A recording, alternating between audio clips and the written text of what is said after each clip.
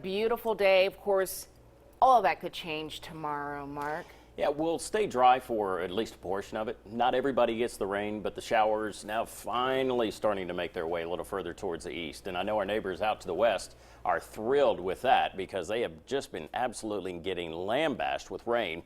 Here is our Storm Track hour-by-hour forecast. And boy, the temperature's not dipping much tonight, headed down into the lower 60s, and that's about it. Clouds still in place, and that's going to help to keep us a bit insulated throughout the rest of tonight. But our Storm Track tower camera shows great shot of the city tonight, but there is a good bit of cloud cover still around. 70 degrees right now.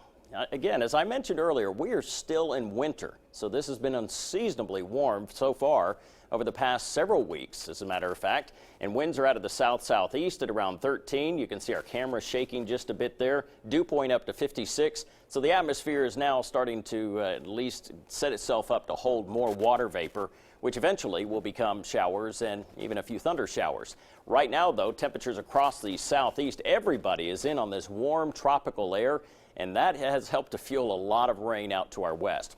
Now, there are a couple of light raindrops, sprinkles, if you will, now just crossing the state line, roughly from Pickens back up into Lamar as well as into Marion counties. All of these showers track towards the north, but the heavier rain is back out towards our west. And the problem that we've seen here is there's a bit of a trough, just like a drainage area. That's what happens in the atmosphere. There's a dip, and it's like where water will just drain right through. That's what's happening over Louisiana, East Texas, Arkansas, back into western Tennessee. And that in turn is why they've had so much in the way of flash flooding as well as flooding now. Eastern Texas, the northern half of the boot of Louisiana, southeast Arkansas, now northwest Mississippi, back up into Tennessee. All areas that have been battling flooding. And this is what's happening in the atmosphere. You've heard me mention a couple of times, with high pressure, it's like a big boulder sitting in a stream. Everything has to go up and around it. So that's what's happened. High pressure, which has kept us very warm.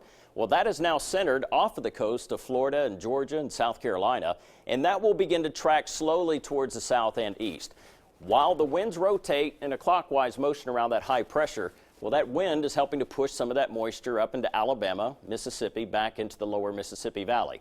And as a bonus, there's an area of low pressure over southern Texas. That, too, is helping to push a lot of moisture with the winds across this region. So more rain throughout the day tomorrow, starting to encroach into our north and west counties.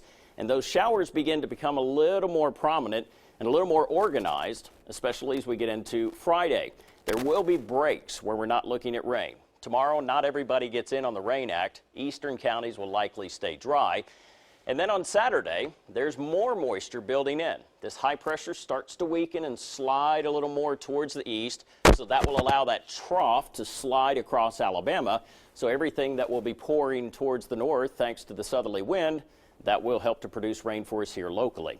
Here's your Storm Track Futurecast. Tomorrow morning, plenty of clouds, not much in the way of rain, but then here come a few light sprinkles.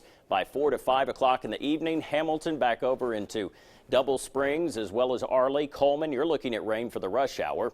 These showers will pass through, and then we'll have another wave, which will begin to develop and help produce more showers. Moving in from the south, Friday morning, 7 o'clock, could be a wet commute.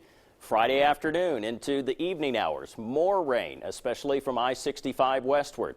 So you get the idea. This will be wave after wave of showers and maybe even a few thunderstorms in the mix, just not anything severe. We're not going to have the setup in the upper levels of the atmosphere to support any strong or severe storms here locally, which is good news.